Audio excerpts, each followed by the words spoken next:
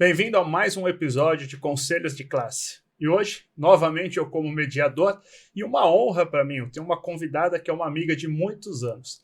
Para quem ainda não assistiu, nós vamos dar vários spoilers da série Adolescência. Então eu indico que antes de assistir ao episódio, assista a série, ou você vai ter spoilers do começo ao fim.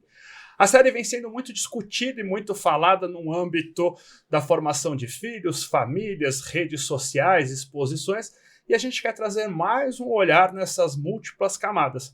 O olhar da escola, da gestão de crise, do gestor, do entendimento desse aluno, da escuta ativa de verdade. E para isso eu tenho uma convidada especial. Sei que o Baiar está aqui, ele gosta muito da ordem de chamada, mas dessa vez, Baiar, me permita quebrar a regra e começar com a nossa convidada. Viviane Zumpano, por favor, se apresente para os nossos ouvintes. Olá, boa noite. Eu sou Viviane Zumpano, sou educadora, sou gestora de uma escola particular de São Paulo, sou mestre em Psicologia da Educação, tenho formação em Neuropsicologia, em Neuropsicopedagogia, mas, acima de tudo, sou mãe também, sou esposa e uma educadora de coração. Eu acho que isso há 30 anos na área da educação, na área de formação de professores, e estou muito honrada de fazer parte dos conselhos de classe com vocês aqui. Obrigada pelo convite. Muito obrigado por você estar aqui com a gente hoje e trazer essa experiência e discutir. Vocês não sabem, mas esse esquenta, a gente sempre faz um esquenta antes do episódio. O esquenta desse episódio já faz mais de meia hora que a gente está aqui discutindo sobre a série e como a gente vai conduzir. Mas agora, por favor, Ana Paula, se apresente. Ana Paula da Espaço em presente. Não, mais do que isso, se apresente, fala a sua formação. O Baiar, ele tá causando hoje. Acho que ele tá empolgado por causa da Viviane. Já falei pra vocês deixaram eu sentar aqui como mediador. Não, o Baiar, ele tá causando, né? Tá causando. Ele tá causando. Ah, você que é irmã, você que se vira. Né? Tô falando, hoje ele tá causando. Gente, então eu sou Ana Paula, irmã do Danilo, por isso que eu tô falando assim, do mediador, né? Sou fundadora da Espaço In, mais de 30 anos de experiência na área educacional, 30 anos de experiência na área educacional, psicóloga e com larga experiência na formação de carreiras de profissionais de educação. E mãe de 2 adolescentes de 13 anos. E mãe de gêmeos, gente. Amo dizer isso, sou mãe de gêmeos de 13 anos. Legal. Baiar, por favor, se apresente. Eu sou Baiar da Alabama, sou pai de 2 meninas. Uma já está na faculdade e a outra está na primeira série do ensino médio. Bem na época. Bem aí, na data. Isso aí. E vamos abordar esse tema, né? Vamos entrar logo. Quer dizer que pela primeira vez teve briga para compor essa mesa aqui, né? Teve realmente, assim. Então eu estou representando aqui Alabama, eu, Maurício Dagoberto, sou representante, né? Bem.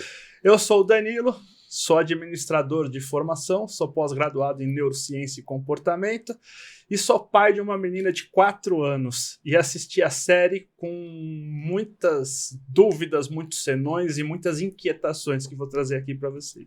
Só vou fazer uma defesa. Pena que a Carla não tá aqui, porque senão era mais uma que estaria. Não, mais uma para brigar para entrar aqui. Não, ainda bem que a Carla não tá aqui. Eu vou faz dizer uma que se eu soubesse que fosse ter. assim essa briga, eu teria pedido uma mesa com 6 lugares e Exatamente, não 4. Seria bom. Mas vamos lá. Gente, a série foi muito boa. A série trouxe múltiplas camadas. E eu vou começar com uma rodada onde eu queria que vocês dessem a impressão de vocês sobre a série. Cada um de vocês fala um pouquinho. Vou começar então agora realmente em ordem alfabética. Ana Paula, qual que é a tua impressão da série? Eu vou dizer que a série para mim foi perturbadora. E que eu ainda estou numa fase de digerir tudo que eu vi.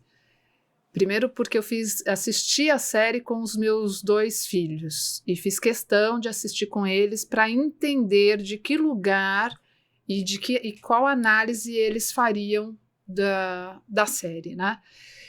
E por que para mim ela foi perturbadora? Porque é uma família normal, uma família comum, né? E a diferença geracional é assustadora. Então você acha que está tudo bem e um universo que você fala assim, mas que universo é esse? Então os nossos filhos estão inseridos num universo digital que muitas vezes a gente não tem acesso. E eu fiz uma discussão muito grande com as crianças para entender de que lugar era esse, o que eles estavam vendo, se aquilo acontecia. E eu venho de um lugar onde meu filho sofre bullying há 2 anos, né? Então, só para contextualizar, minha filha é muito forte, ela se impõe muito, e o meu menino, ele é muito doce, muito gentil. Ele é forte, grande, mas ele não tem o mesmo empoderamento que ela tem. Então, ele é calmo, ele não se impõe, ele está aprendendo a fazer isso. Então, imagina que a primeira vez que ele dá um empurrão no menino, eles chegam em casa assustados, achando que eu vou dar bronca, eu dou parabéns. Falei, que bom, filho. Que bom. Por quê? Porque para mim é ótimo, ele conseguiu se posicionar, né? Então, eu queria ouvi-los de como eles avaliaram a série, né? Então... Maiara, tua impressão sobre a série? Então, antes de falar minha impressão sobre a série, eu acho que é importante, assim, apesar de você ter feito, né, a recomendação sobre spoiler e tudo mais, né, eu queria só rapidamente dizer para quem resolveu continuar assistindo o podcast e não assistiu a série ainda, a série são somente 4 episódios espetaculares, e o tema central houve um assassinato, uma morte de uma menina feita por um menino. Essa é basicamente assim, o que dá para falar, né? E 2 coisas me chamaram muita atenção.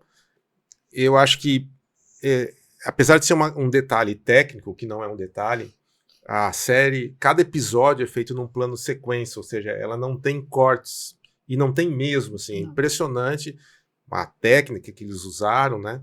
Mas eu acho que isso traz um sentimento de vida real ainda maior, porque você tem o tempo de espera que muitas vezes em filmes editados você não tem. Então você tem Parece que é uma série feita para adulto e não adolescente. Você tem toda uma angústia ali assim, né, dramática. Exatamente. Que não é é até proposital, mas é a vida real ali, assim, né? Então, como ela é de verdade. Isso, então né? acho que a técnica de filmagem, de som, de silêncio e de simbologias, eu acho que isso também é impactante, né? Então. E só para fechar, o que me chamou mais atenção é assim, ó, é uma série que trata de um crime. Só que em nenhum momento ela quer descobrir quem é o culpado. Não importa quem é a culpa, os motivos. Por quê? É o evento em si e a situação que impacta os diversos atores desse evento. Eu acho que isso que é bacana, assim, e que choca tanto a gente de ver, né? Legal. Bacana. Viviane, suas impressões sobre a série. Sim, eu acho que foi muito importante a fala de vocês, o teu olhar de mãe, de pai e de alguém que você coloca exatamente as emoções de quem assiste, o plano sequencial e esse tempo que a série dá em cada episódio, apesar de ser relativamente curta, é uma minissérie, Sim.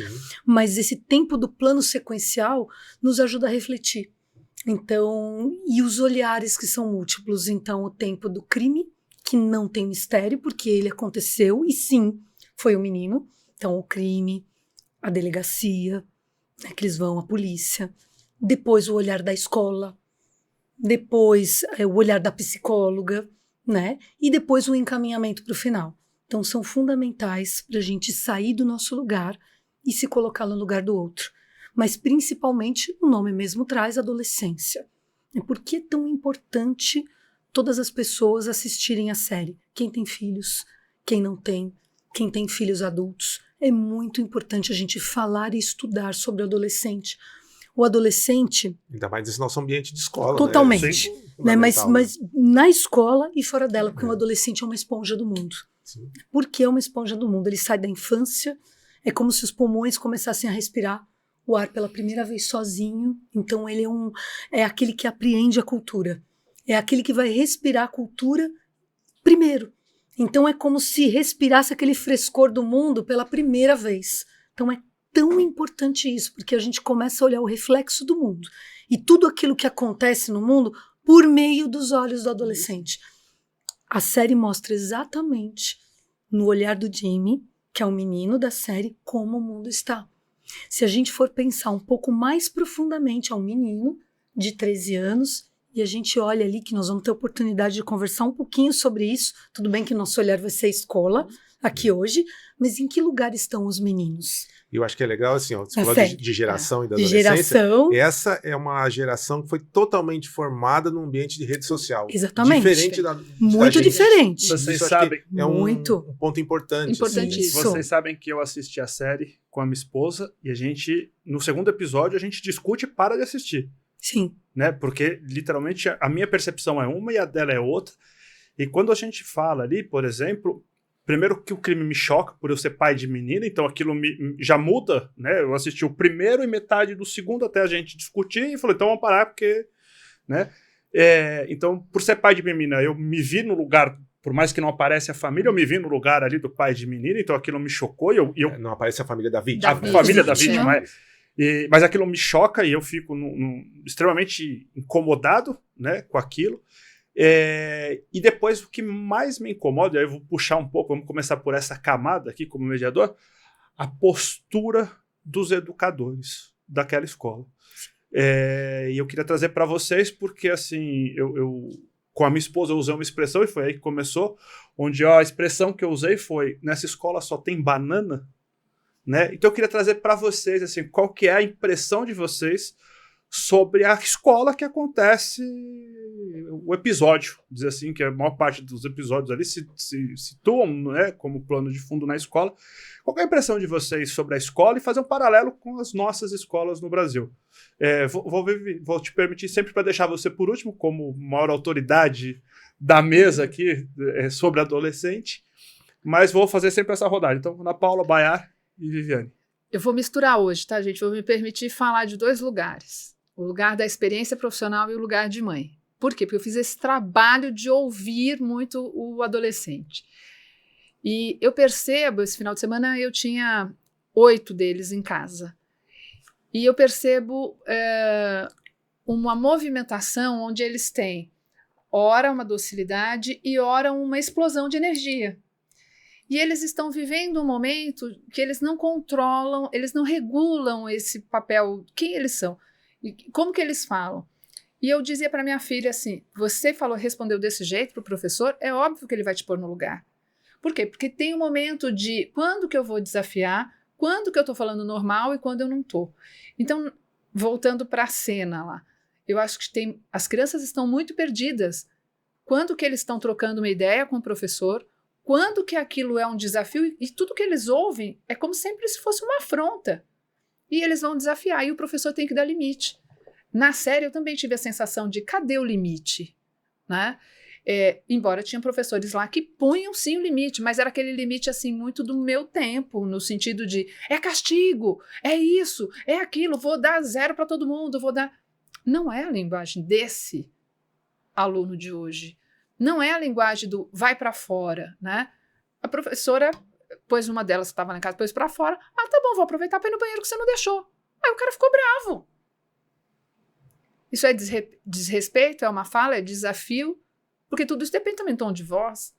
Então, de que lugar, como é que esses adolescentes hoje estão trabalhando as suas emoções? Porque tudo tá muito no extremo, gente. Ou é muito calminho, ou é muito agressivo. Então, tá confuso as coisas.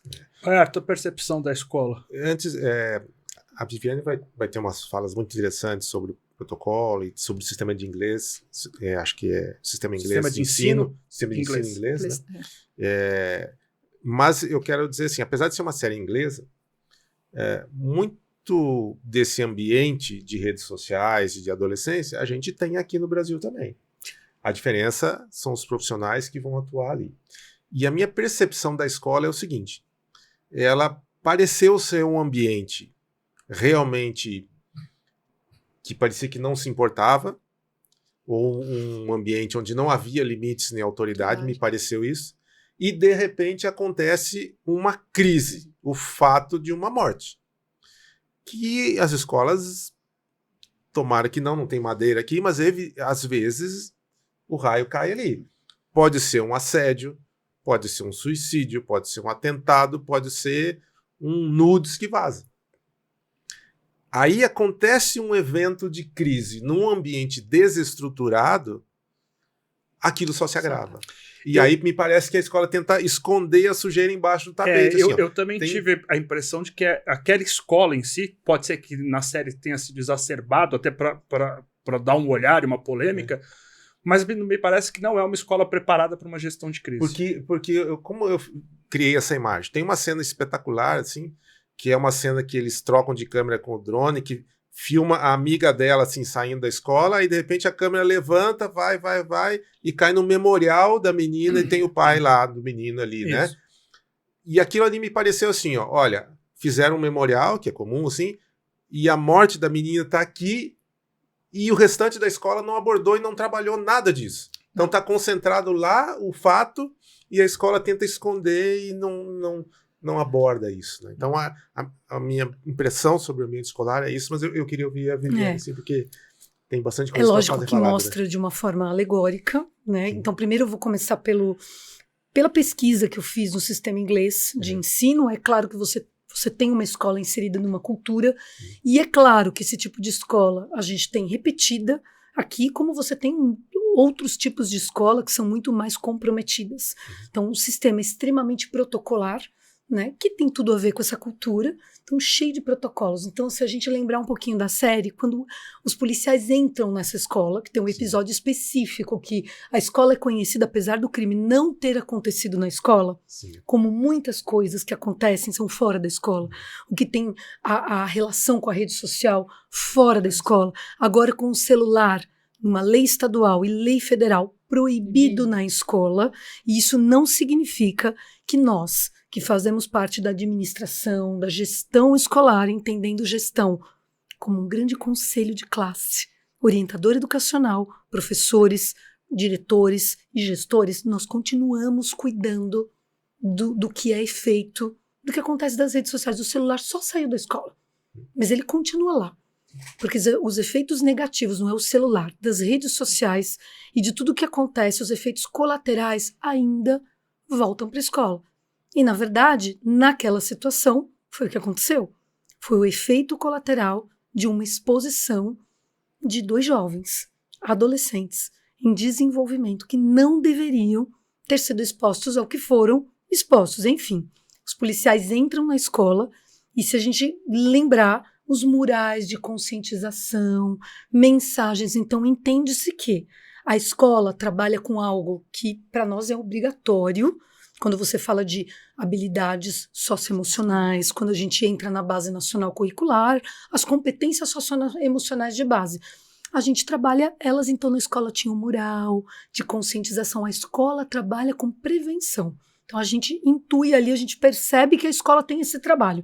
Deve ter suas aulas, imaginamos que tem os protocolos, os murais da classe são cheios disso. Então quando você tem protocolos, você tem professores dando aulas específicas, e aí, como o Bayar falou, acontece uma crise. Quando você não tem as pessoas conectadas entre si, a administração da crise não acontece de forma satisfatória. Então, ali, a crise aconteceu, mas as pessoas lidavam com aquela crise, com aquela situação, com aquele crime, como se não fosse com elas. Né? Não tenho nada a ver com eu isso. Não tenho nada a ver. Olha, vem aqui, me ajuda, e acaba que a gente vê muito isso. Os profissionais da escola, então, acima de você ter políticas anti-bullying, políticas anti-cyberbullying, políticas de conscientização e paz na escola, que é tudo que a gente precisa ter para prevenção, como vocês disseram, evitar, a gente não evita, mas preventivas, políticas preventivas, protocolos do que fazer e de como gerenciar a crise, com certeza essa escola espelhava isso na ação. Mas o como você vai lidar que acontece, o quanto que essa equipe está conectada. Então, que equipe? Os professores, com a orientadora educacional que ela aparece em cena, mas é uma orientadora educacional ali na cena do filme, não querendo dar spoiler, mas já dando spoiler, que não tinha a menor conexão com os professores. Sim. Então, talvez, não seria uma dica, mas uma pista, a equipe precisa estar conectada entre si. Orientador educacional com professor com orientador, muita conversa e muita conexão. Os protocolos de ensino, os protocolos de ação são importantes, mas você tem que estar de corpo e alma se dedicando ali naquele momento. Além da conexão entre as pessoas da escola, o que parece ali, o que acontece, que a gente vê no filme que não aconteceu. Então, o sistema inglês, dentro da sua cultura, tem todos esses protocolos. Aconteceu na escola, os protocolos aconteceram na delegacia, quando a família vai para lá, tudo muito organizado, mas sem a conexão e sem o envolvimento necessário das pessoas naquela hora, não tem funcionalidade. Perfeito. Não tem. Então você tem o professor ali naquele momento que a Ana Paula trouxe na fala dela, atuando de uma forma desnecessária, com autoritarismo, ainda você usou o termo do meu tempo, que é totalmente desconectado com essa geração e com o adolescente, não existe, e um professor que é zombado na sala de aula, né? Que é um professor que é inerte, que chega atrasado, que não tem nenhum procedimento de classe. Então fazem duas alegorias de dois perfis que nitidamente não funcionam. Por que não funcionam? Porque também não se conectam. Então não tem conexão entre essa equipe pedagógica.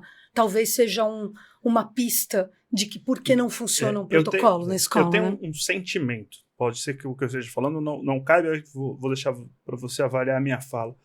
É muito protocolo. Então, você não precisa falar, você tem o direito de ficar calado, você gostaria de falar com os policiais. Então, assim, é sempre pedindo uma permissão pro adolescente ali. Olha, se você não estiver se sentindo bem, você não precisa falar. Não, houve um crime. Né? E aí a minha percepção disso é assim, ó, é um excesso de protocolo, mas ao mesmo tempo é um excesso de permissividade. O que isso muito foi, acho que parte do meu incômodo ali, porque o tempo inteiro, então vou trazer aqui, e até para a gente discutir, tem um cúmplice no crime. Né? Ele não tinha intenção, ele não imaginou sim ou não, mas ele empresta faca, o menino. Sim. E aquele menino o tempo inteiro é colocado numa posição assim, você não precisa falar. Se você estiver incomodado, olha, seu direito não falar. Né? E ele realmente vai se esquivando porque ele ali sabe o que está acontecendo. E isso eu vejo muito dentro da escola. A coordenadora, a orientadora, todas elas assim, numa permissividade. Até a menina, a amiga, quando sai da escola, que chega naquela cena que o Baiar fala, que a coordenadora, a orientadora fala assim, menina, volta aqui, por favor, não vá, fica comigo. Que é uma passividade que eu de verdade questiono hoje, é isso mesmo que a gente tem que fazer? É assim mesmo que a gente tem que se posicionar? Mas sabe o que eu queria voltar um pouquinho na fala da Viviane, que ela falou assim, ó, tinha lá a orientadora, tinha um professor com perfil, um professor com outro perfil, e não havia uma conexão. Eu senti falta de uma liderança dentro da escola. Não tinha. Quem é que manda nessa escola aqui? Porque aquela moça que segue os policiais, Deus, né? Era uma diretora. Ela parecia ser auxiliar do Xerox, né? Porque ela não tinha autoridade nenhuma. Mas ela era, na minha percepção, ela era a coordenadora da escola. Mas ela parecia ser uma coordenadora de educação infantil, uma coordenadora que não estava conectada. Ela era a coordenadora dos menores. Isso, ela não estava conectada naquele ambiente. Parecia ser a pessoa que mais conhecia todos eles. Exato. Ela era dos menores, ela né? conhecia, mas ela não tinha autoridade sobre eles, né? E aí eu acho que essa conexão são os líderes que têm que fazer. Mostra a distância da liderança. Exatamente. Por isso que os elementos não são conectados. Mas é engraçado que olhando para essa discussão aqui, sob o ponto de vista do RH, me levanta uma percepção que eu acho que o RH teria que olhar para uma formação diferenciada. A gente, no lugar de escola, sempre acha que todo mundo é especialista no desenvolvimento infantil e nas características do adolescente. Mas será que é mesmo? Será que o meu inspetor sabe quais são as reações de um adolescente? Não sabe. Mas aí eu, enquanto coordenação, e eu, enquanto RH, será que eu não tenho que pensar numa formação para estes profissionais? Assistindo a série hoje, eu respondo para você, né, te interrompendo, mas eu respondo para você, sim. Porque a série mostra hoje pra gente, mesmo tendo sido num país, uma cultura muito diferente da nossa, a série mostra uma fragilidade. Então, assim, não, os inspetores não sabem, não, a portaria não sabe, não, os educadores não sabem. Os professores não sabem. Os educadores não sabem. Tanto que não se conectam. Né? E aí tem uma outra coisa que a série mostra muito, que vamos pensar ali na figura do policial, que o filho diz para ele assim, pai, eu estou incomodado com você porque você não sabe por onde começar. Porque você está investigando um crime que está totalmente por um caminho totalmente errado, porque a comunicação não está aqui, a comunicação está ali. Tanto que tem uma cena virtual. Que o pai fala, eu não posso te falar o que aconteceu. Ele fala, pai, todo mundo já viu o vídeo. Não, é que todo mundo já sabe, todo mundo viu o vídeo.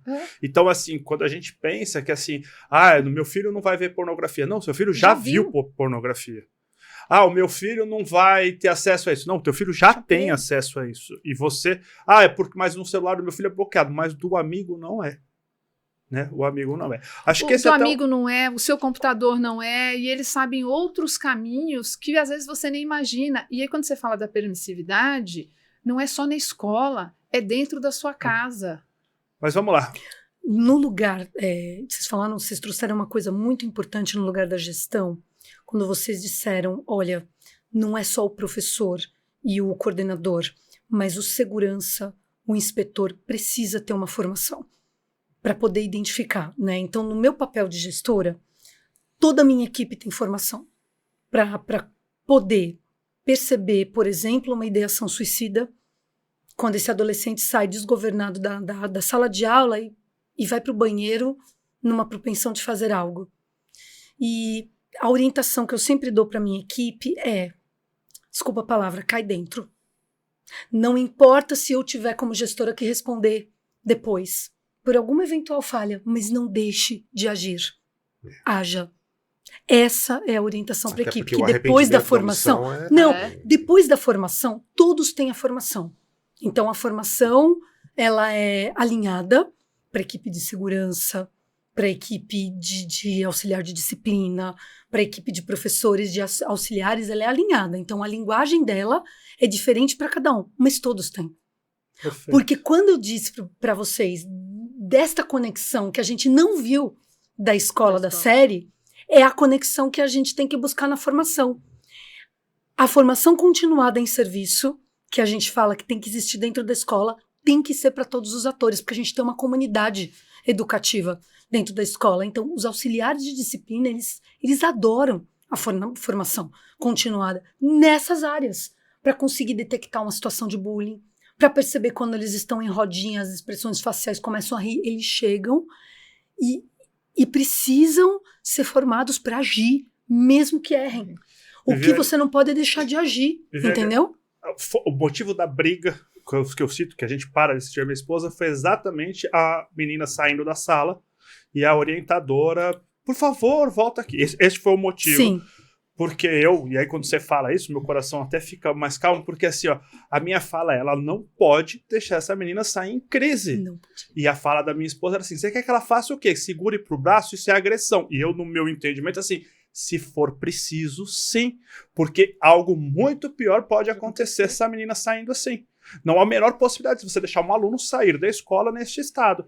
E aí, eu gosto muito, tô fazendo esse parênteses aqui, porque assim, é isso, cai dentro. Cai dentro. Cai dentro. E aí é algo que, assim, é onde eu questiono, e vou te questionar agora, que assim, isso é vital para uma escola nos dias de hoje. Vital. Na prevenção de suicídio, na prevenção de bullying, na prevenção de riscos.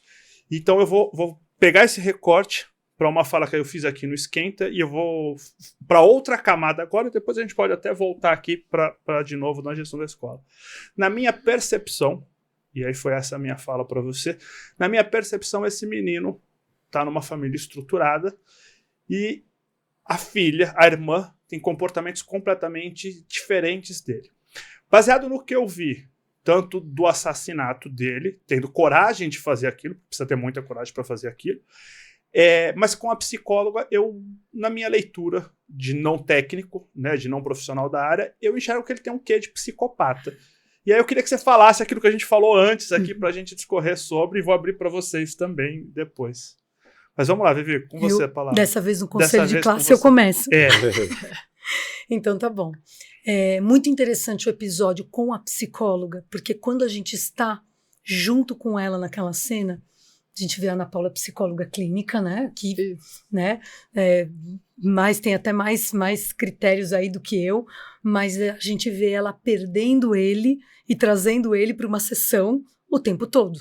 Ela se perde, ela volta, mas ela consegue colocar ele meio que contra a parede, O tempo todo onde ele perde todas as defesas dele, porque ela consegue ver exatamente o que ele fez. Ele tenta seduzir e ela tira dele nos questionamentos, tanto que ele a compara com o psicólogo anterior e fala para ela, olha, tô dando spoiler da série, né? O outro não perguntou. O que você está me perguntando agora. Né? Eu tive a impressão que ela tinha o controle o tempo inteiro. Apesar de ser tenso, uma situação difícil, ela assim... Pessoalmente ela ficou abalada, mas eu fiquei com a sensação que ela controlava ali o tempo inteiro. Assim. Não, fiquei com essa sensação. Que não em todas as situações, né? A gente não está acostumada. Mas ela foi muito... Ela o perdeu e se desesperou e depois ela volta. Então nesse episódio você consegue ver essas idas e vindas dela. A única coisa que, assim, muito de um ponto de vista muito pessoal, que ela poderia ter dito no final, que ele perguntou e só simplesmente... quis saber dela se ela gostava dele. No final, ela só poderia, porque já tinha acabado esse processo, era dito isso. A gente não consegue, então, das análises que eu consegui ler e ouvir, a gente não tem subsídio para entendê-lo como um adolescente psicopata. Ele foi exposto, na verdade, num momento da vida dele que não era para ter sido exposto, como todo adolescente está sendo exposto a coisas que ainda num momento de formação, de personalidade, num momento de desenvolvimento da autoestima, todo adolescente, quem nunca, né? Se sentiu não aceito, achou que ninguém fosse gostar dele, quem nunca nessa faixa etária? Tanto o Jamie como a menina. Porque a menina fez um nude, né? Que vazou entre vários meninos, ela também teve um problema de aceitação. Você faz um nude na adolescência e manda, é de medo de não ser aceita. Ela passou de um lado. Necessidade de aprovação. De aprovação, que é a necessidade do adolescente. Isso faz parte de adolescer. No caso dele, também, de dar o primeiro beijo, de ficar com alguém, a mesma coisa. Então, quando os dois, na necessidade de ser aceito, de serem aceitos de alguma forma, entram nas redes e são expostos ao ódio, a coisas que, na verdade, eles não têm a maturidade, a experiência de estar. Então, a consequência disso tudo podem ser desastrosas. Você coloca uma fórmula e uma equação de um adolescente que tem a impulsividade, porque a gente sabe, né, a neurociência traz pra gente que essa área frontal do cérebro, a tomada de decisão, o equilíbrio, nesta fase da vida, ainda não terminou de desenvolver, né? Alguns trabalhos trazem 24 anos de idade, outros vão além, 26 anos de idade, então você pode sim cometer suicídio por impulsividade ou até mesmo tirar a vida de alguém. Ou até mesmo se colocar numa situação de risco num momento extremo. Esse menino foi colocado a situações homeopáticas de violência. Quando ele vai tentar ali cantar ela ou querer ficar com ela a partir desse nude, olha, eu te acolho, e ele é exposto por ela aos emojis, que ele vai entender o que é, e é exposto aí a uma comunidade de ódio, né? E ali ele vai entrando nisso, porque na cabecinha dele, adolescente, sem ainda causa e consequência, desenvolvido nessa alma e nesse cérebro colocado numa situação que ele não está pronto ainda. Então fica muito difícil da gente inferir neste momento, e não é um diagnóstico, ele é ou não, a questão da psicopatia. Porque sim, ele sente. Ele está sentindo pela família, ele sente pelo pai e pela mãe, ele tem uma busca desenfreada de agradar esse pai. Sim. Porque parece que não se agrada com ele. O pai é extremamente esportista e ele não.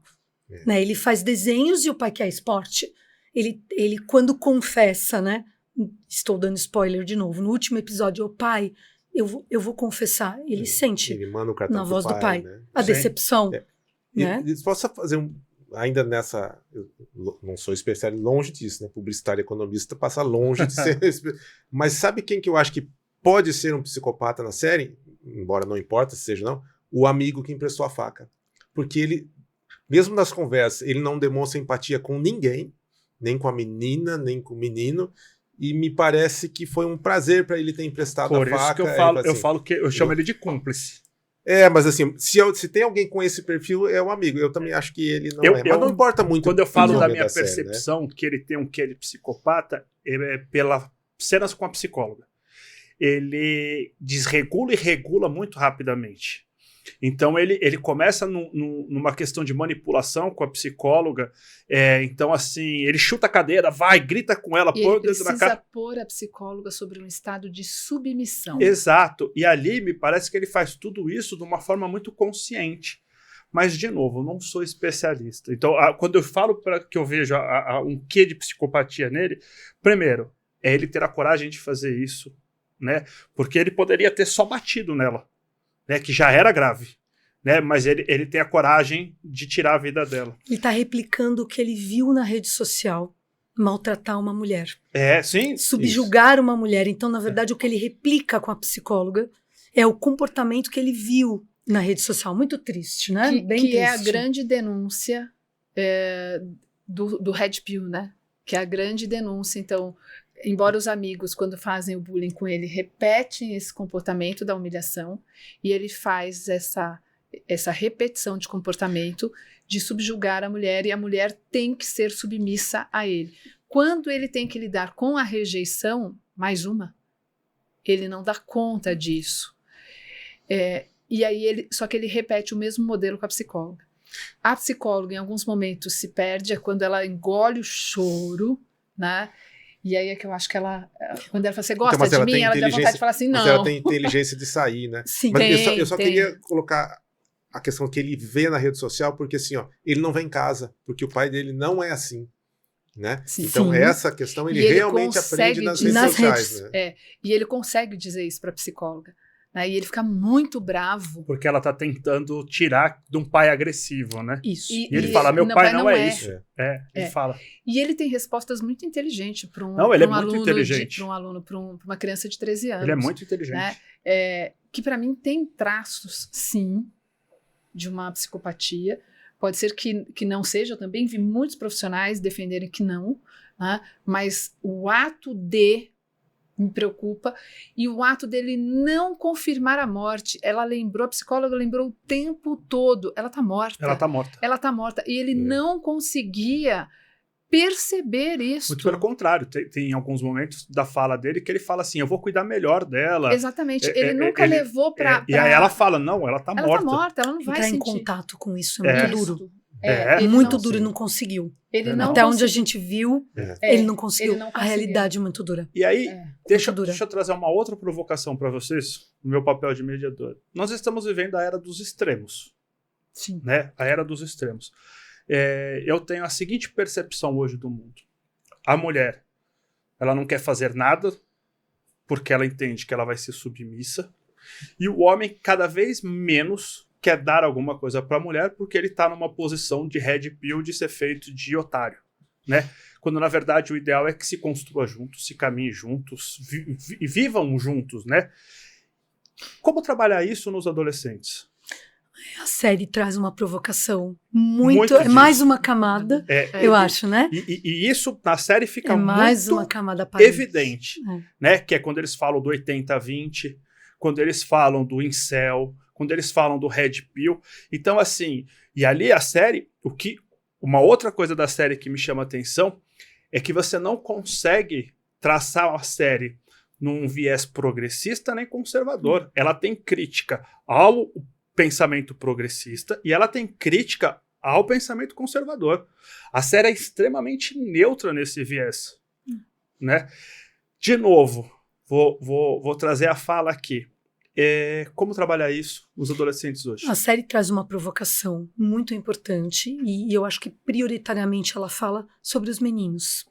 Então, com toda essa mudança, né, do padrão e do feminino, então eu não falo nem de igualdade, mas eu falo de equidade, porque se nós olharmos aqui para nós quatro, eu e a Ana Paula somos muito diferentes de vocês fisicamente. Então não é sobre ser igual, mas é sobre equidade, né, dentro dos gêneros. Então, quando a gente, ao longo do tempo, busca, como mulheres, essa equidade, há uma diferença dos gêneros e os meninos acabam que não sabem para onde ir. Então, hoje você tem um número divulgado, não vou nem discutir, é divulgado, não é divulgado, quanto era divulgado, mas a gente tem uma agressão maior contra as mulheres, nítida, são números. Não tem posicionamento, são números. Os números estão aí para nos dizer, né? O feminicídio aumentando, isso é mundial. né? Não é aqui ou na Inglaterra. Então, uma coisa muito maior de agressividade, todos esses movimentos nas redes, um retorno que a gente não sabe muito bem para onde os meninos parecem que não tem um lugar. Então, eu acho que também parece que a série quer mostrar alguma coisa assim para nós. Onde os meninos vão ficar? Em que lugar? Qual é a posição? A posição é de quem vai dar subsídio para as meninas? É quem está acima, quem está abaixo? Quem vai sustentar? É quem vai... Então, eu acho que também é sobre meninos. É onde os meninos estão socialmente. Eu acho que é um grande sinal de alerta para como criar os meninos. Tudo bem que a família do Jamie, o pai e a mãe, são normais. Mas se a gente olhar mais profundamente, se a gente colocar uma lente de aumento na série e olhar... permissivo. Isso! Se a gente olhar o pai e a mãe mais de perto, o pai se sobressai o tempo todo o pai está com ele. A mãe parece que faz um papel mais neutro. Permissivo. Ela está mais à parte. Filho, eu vou ver o que você come, quais são os seus gostos. Não, mas ela é permissiva até no relacionamento. Ela é permissiva em tudo. E o pai num outro papel, ainda que nesse lugar. Né? Quando ele diz para a psicóloga, num determinado momento da série, olha, meu pai não é assim, ele se irrita com ela, mas também o pai quebra um celeiro agressivo, num dia nem tanto assim. Então você tem alguns ainda que posicionamentos e é uma mãe e uma filha ainda num outro lugar. Então talvez que socialmente é um recado para que nós pensemos qual é o lugar de cada um. Na sociedade é sobre meninos é sobre meninas também. Mas né? eu ainda não consigo chegar num resultado. Não. Como a gente vai trabalhar esses extremos hoje? Eu vejo os adolescentes numa disputa meninos e meninas. Sim. Né? E isso, para mim, como sociedade, é extremamente perigoso. E eu não tenho, de verdade, estou colocando aqui de uma forma muito genuína, eu não tenho resposta para isso. Mas eu tenho uma preocupação enorme. Perfeito a sua pergunta. Acho que começa na escola e por ensinar a dialogar. Eu acho que a primeira coisa, né, quando você trabalha na escola, as competências socioemocionais, então, assim, isso da questão do gênero aparece muito na escola. Né? E eu, por exemplo, que tenho uma equipe que a gente trabalha especificamente com adolescente dessa faixa etária, isso aparece e aparece muito. Então, as meninas têm que lavar roupa, ou os meninos são isso, são aquilo, tem que ficar em casa. Parece que não, né? Mas faz muito parte do nosso dia a dia, com jovens. Então, assim, o diálogo do respeito, que começa na linguagem, precisa ser como está na família, mas também está na escola. Quanto mais a escola puder se aproximar da família por meio de ações contínuas, de chamar a família para a escola, como, por exemplo, uma academia da família, como, por exemplo, ações de trazer frequentemente essa família na escola, para encontros, para momentos de reflexão. E isso dá para fazer numa escola pequena, de pequeno porte, de médio porte ou de grande porte. Encontros que podem ser em formatos diferentes, ora online, ora presencial, híbridos, de várias formas, mas que a família vai se aproximando cada vez mais da escola. E que essas temáticas vêm sendo trazidas na escola nesse diálogo. Isso um ponto. Segundo ponto, que nas mínimas coisas, ou seja, da dinâmica da sala de aula, não corte a sua colega na hora dela falar, porque eles cortam às vezes. Ou as meninas que são muito agressivas com os meninos, porque tudo é direito. A gente controla essa linguagem também. Então, disso, olha, você não precisa ser tão agressiva com ele também. Então, a linguagem do respeito e do diálogo tem que ser trabalhada na escola. As leituras, os livros de leituras. O que os professores de língua portuguesa, de história, de geografia, estão escolhendo?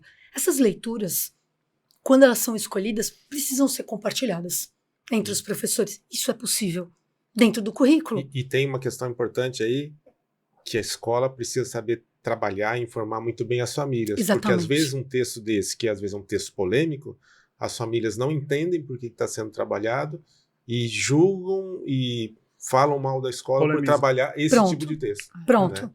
Mas porque não teve aproximação família-escola, não teve uma explicação Por isso prévia do que deveria... Uma curiosidade agora, você trabalha com um socioemocional autoral da escola ou vocês têm algum material? Temos um material, mas a gente trabalha de duas formas. Então, tanto a gente tem o material, mas o professor tem uma liberdade de criação muito grande e as aulas são em dupla docência, de projeto de vida e convivência, que a gente chama. O professor e o orientador educacional. Lembra que eu disse para vocês da conexão da equipe?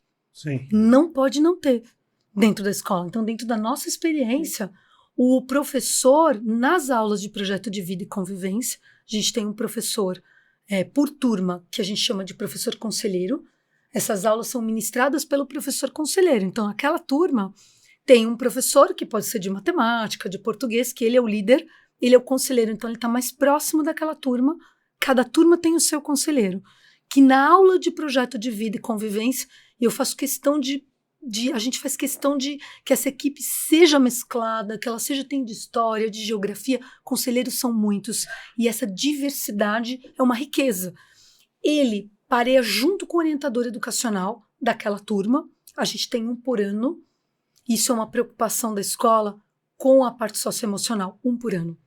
Um no 6º, um no 7º, um no 8º e no 9º. Minha fatia é do 6º ao 9º ano. A gente tem quase nessa fatia... Tem 800 alunos só nessa fatia. Então, um por ano, e esse orientador entra na dupla docência com o professor. Então, as atividades... Então, a gente tem um material que a gente usa, um material que não é autoral, mas tem muita criatividade do professor e do orientador. Por quê? Porque, por exemplo, pode surgir uma questão de gênero nessa turma. Então, vamos trabalhar. Por isso que você não engessa no protocolo. Por isso que você não pode engessar as coisas, porque senão você não...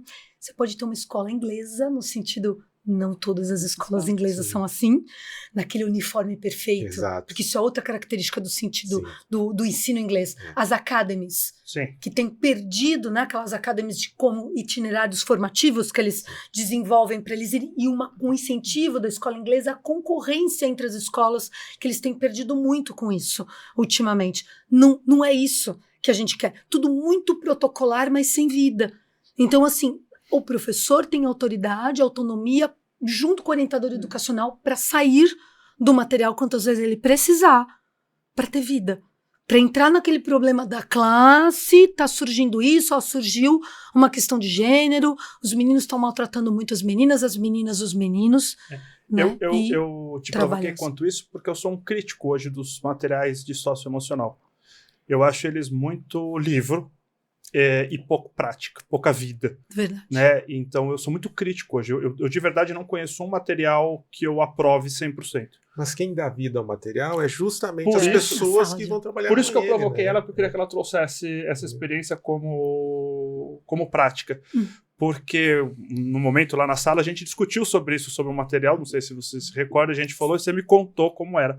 Porque eu sou muito crítico aos materiais de socioemocional. Eu acho eles muito livre, muita teoria, e se você não tem um professor pronto para fazer isso, para dar vida, como você chamou, Baiá, se torna uma aula teórica e chata. E hoje, quando a gente olha, voltando agora para a série, nós estamos com adolescentes doentes. Se a gente for pensar, nós estamos com adolescentes doentes. Então, assim, os professores, a gente, quanto escola, quanto gestor, já te dou a palavra, Paulo, mas quanto gestor, a gente precisa entender que o modelo do socioemocional não tem que ser protocolar, não tem que ser porque está na BNCC, mas tem que ser, se bobear, o princípio norteador de todas as outras disciplinas. E aí eu vou trazer para o universo das crianças, né? Eu diria o seguinte, dos adolescentes, estão todos assim, principalmente as crianças, os adolescentes que vêm de pais separados. Por quê? Porque eles estão crescendo num universo que eu me viro sozinha, eu não dependo do homem, você não vai depender.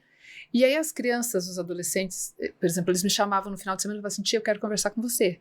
Por quê? Porque era o primeiro amor, a primeira descoberta, e aí eu sou considerada a mãe mais legal.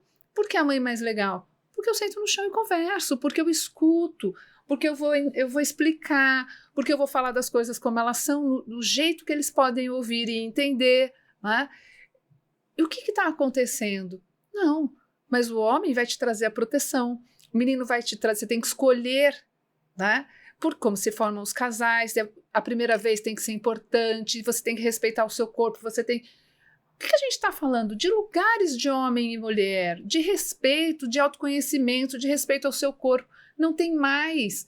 Por quê? Porque muitas vezes está vindo de casa um lugar totalmente quebrado, desfragmentado. A série traz isso. E só virou força. Parece que eles são mais fortes se separados e não mais juntos. E a série traz isso. E até vou usar esse gancho para fazer outra pergunta para a Viviane, como eles trabalham, né? A série mostra a ausência de diálogo, né? Então tem um momento que a mãe fala assim, eu bati na porta, mas ele não abria. Eu falava, Jimmy, desliga o computador, vai dormir. Ou o próprio policial com o filho, que o menino tem medo de falar com o pai, por mais que ele tenha ali uma coragem enorme de cuidar do pai naquele momento, falar assim, pai, eu me senti muito mal de você ser feito de bobo na sala, por isso que eu tô te colocando aqui, e depois o pai entende o que tá acontecendo, espera o menino para almoçar, mas a série traz, assim, a ausência de diálogo entre famílias, na verdade, entre pais e filhos. Como que vocês trabalham isso? Se vocês trabalham isso?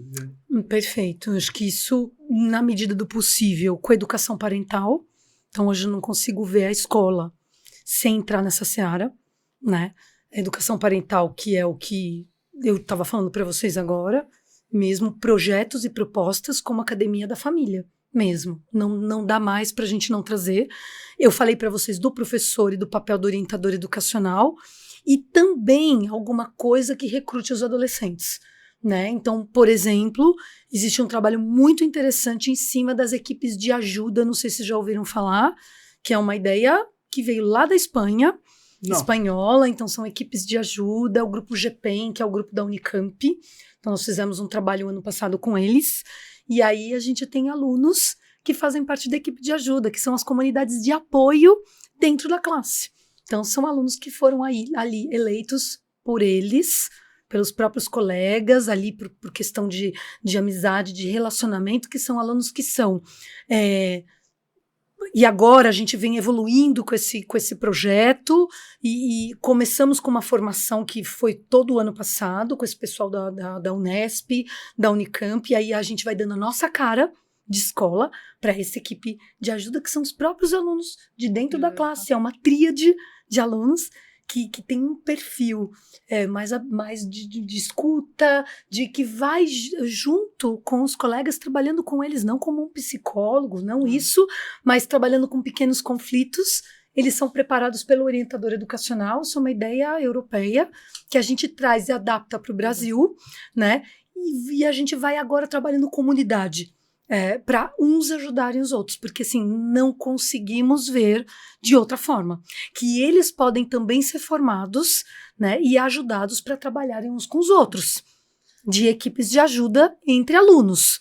Então assim, não dá para você também não partir deles junto, né? Não tem como a gente não envolvê-los em projetos, os próprios representantes de classe, porque a gente também tem representações de classe, alunos que são eleitos representantes de classe, então esses alunos tocando campanhas entre os colegas. Ah, mas tudo é um sucesso? Não. Tem muita coisa que não dá certo. Tem muita coisa que não funciona e que não engaja. Mas que a gente possa pensar campanhas a partir deles. Que ideia que vocês têm? Que ideia que vocês têm para fazer um recreio diferente? Porque, gente, o celular ter saído da escola foi uma bênção. Tá muito bom o clima da escola, então que a gente possa aproveitar isso e a partir deles criar campanhas, pegar esses grupos de alunos mais abertos. A gente trabalha com formação desses alunos para ser equipe de ajuda e poder trabalhar com os outros, identificação de bullying, trabalhar com os colegas. Então uma equipe diferente, é um trabalho muito diferente que a gente faz junto, então é um trabalho sistêmico, tá? A equipe escolar engajada, que foi o que eu disse no começo, mas alunos, alguns alunos, todos não, mas que vai trabalhar a comunidade, a família engajada, a Academia da Família, a família próxima da escola, que é como eu consigo ver. Não adianta protocolo se a gente não colocar uma unidade. Não, eu acho que é bacana o que você falou, porque o Daniel falou que adolescente é doente. Na verdade, a nossa sociedade é uma sociedade doente. Está refletindo. Nós estamos inseridos nela. O adolescente é uma esponja do mundo. Exatamente. E ninguém sabe como lidar, ninguém tem a solução. Então, a construção de uma solução só pode ser coletiva, como vocês estão fazendo. Busca um conhecimento na academia, busca as gerações que estão convivendo e coloca em prática, convivendo com o erro, como é todo o processo educativo. Então é daí que pode sair uma solução boa, né, para esse problema tão grave que a gente tem. Então acho que esse é o caminho mesmo. Isso. Gente, a gente está caminhando para o fim. Eu vou dizer que eu me permito mais 5 minutos aqui para a gente não estourar o limite. Então eu vou... A série tem 4 episódios, a gente podia fazer 4 desses, né? Esse foi o primeiro. Podia. Né? Então eu vou conduzir aqui para a gente indo para o fechamento, por mais que eu consiga listar aqui, só pensando enquanto vocês estavam aqui terminando a fala, eu consigo listar aqui no mínimo umas 8 ações que a gente discutiu aqui, como ações genuínas e estratégicas para o gestor de escola. Então eu vou brincar aqui da nossa lição de casa, ou mais do que a lição de casa, né? A gente fazer um fechamento como uma dica de ouro, né? Por mais que a gente não tenha esse quadro, a dica de ouro, mas vamos trazer aqui uma dica de ouro de tudo que a gente falou ou fora do que a gente falou. Qual é o entendimento depois dessa série de tantas coisas que trouxeram? Eu, por exemplo, jamais imaginava que um coração roxo significava uma coisa, amarelo significava outra, né? Você fala assim, você manda coração? Qual que você manda? O primeiro que aparecer. Coração roxo é coisa de corintiano, né? Pra mim é... E da pílula, da caveira, então cada emoji tem então a série trouxe ensinamentos. Então, baseado no que a gente viu na série, do que a gente discutiu aqui, qual é a dica de ouro que vocês dariam para o gestor de escola? Né? Então, acho que a gente pode fazer 2 rodadas, se for preciso. Agora eu vou começar, então, na ordem alfabética, respeitando meu amigo Baiar. Eu vou dar a seguinte dica. Se você é professor ou se você é pai e você está ouvindo o nosso episódio, chegou até aqui, não tenha medo de trabalhar com escuta e limite. Existe uma frase que ela é muito forte para mim. Vínculos fortes, limites claros. Seu filho vai continuar te amando, o teu aluno vai continuar te respeitando, mas tenha claro, né? O teu papel, é você quem orienta.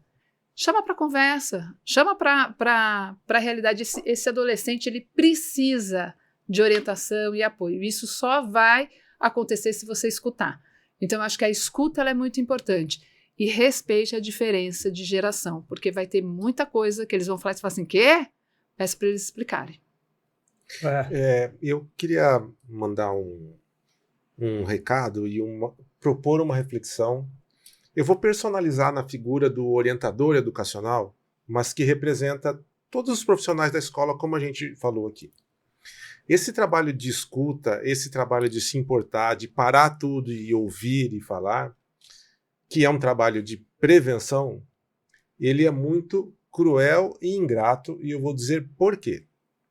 Nós gravamos aqui vários episódios hoje, certo? Uhum. Alguém percebeu que a luz está acesa? Não. Ninguém. Quando que você vai perceber que a luz estava acesa? Quando apagar. Quando apagar. Eu tenho certeza que nesse trabalho que os nossos orientadores fazem, eles já preveniram muitos e muitos crimes, suicídios, desenganos, descaminhos, eles já preveniram muitos. Só que eles não têm como saber porque o fato não aconteceu.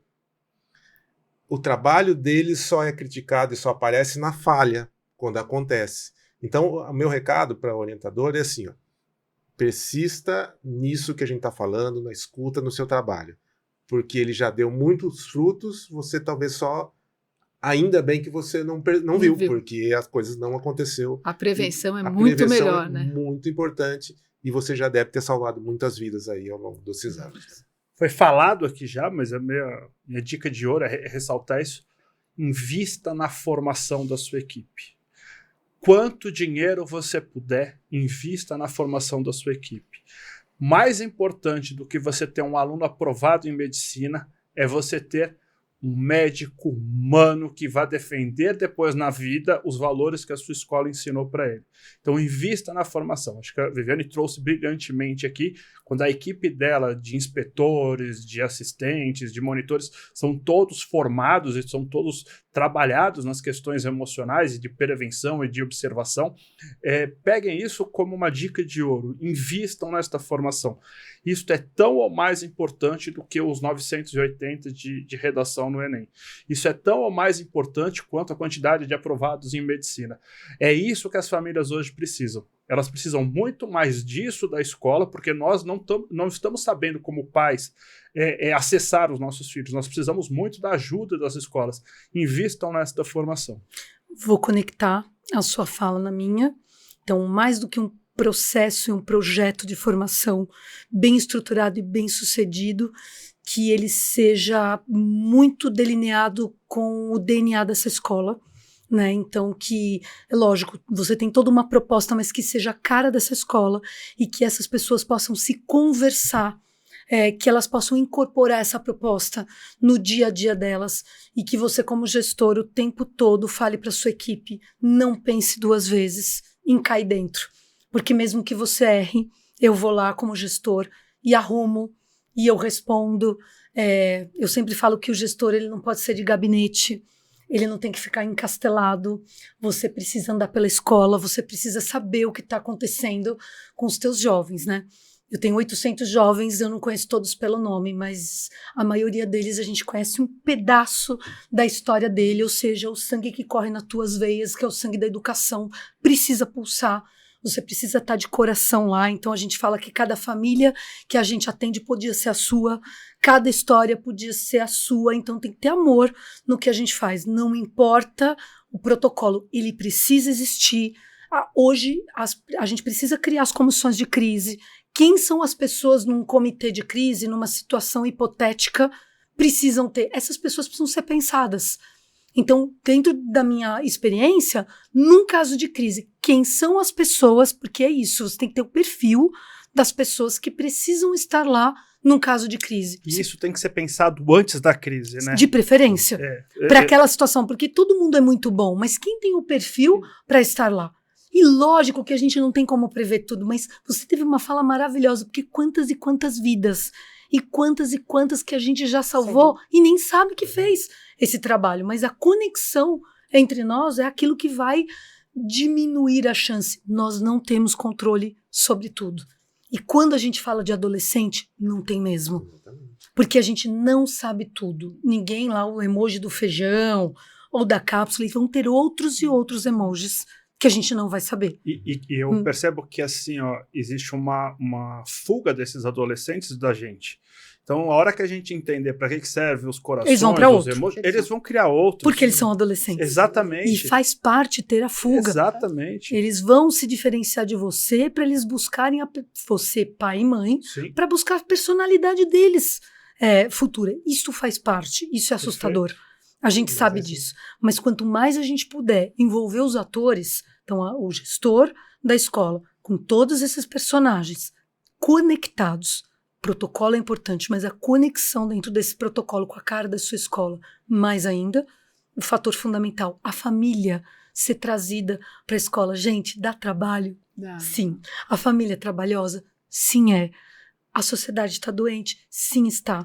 Hoje, com a retirada do celular da escola, é como se a nata tivesse separada do leite. A gente olha a saúde nas relações, adolescentes dançam, eles cantam, eles conversam, as brigas diminuíram de agressão física dentro da escola, posso dizer para vocês, uns 70%, a fofoca diminuiu, uns 50%, 60% então, e a agressividade das famílias ficou aparente na escola. Isso é muito triste. A grosseria com os colaboradores, tudo. Então, a gente precisa tratar a família, ela precisa vir para a escola. As equipes de ajuda entre os alunos também precisam fazer parte. São várias frentes atuando no mesmo lugar. Nós vamos conseguir evitar? Não. Mas a gente precisa atuar dessa forma mais Viviane, cardíaca. Eu vou pegar os números que você está trazendo e vou mudar uma opinião de um podcast passado. há uns 3 episódios, 4 atrás, a gente falou sobre a proibição no celular, e eu na mesa fui o único que disse que era contra, porque eu entendia que era a falência da educação no sentido de nós não demos conta e nós estamos proibindo porque a gente não demos conta. E foi vencido na mesa. Mas agora, como você me traz números, eu vou dizer que, assim, ouvindo você falar que as relações melhoraram, que a felicidade melhorou, que as brigas melhoraram, eu vou dizer, então, que Mas ela não tem muito parâmetro, só cuida de 800 alunos. Então, eu volto... 900. E eu vou dizer uma outra coisa. Eu volto aqui e mudo meu voto de alguns episódios. Eu sei que a gente está encerrando, né?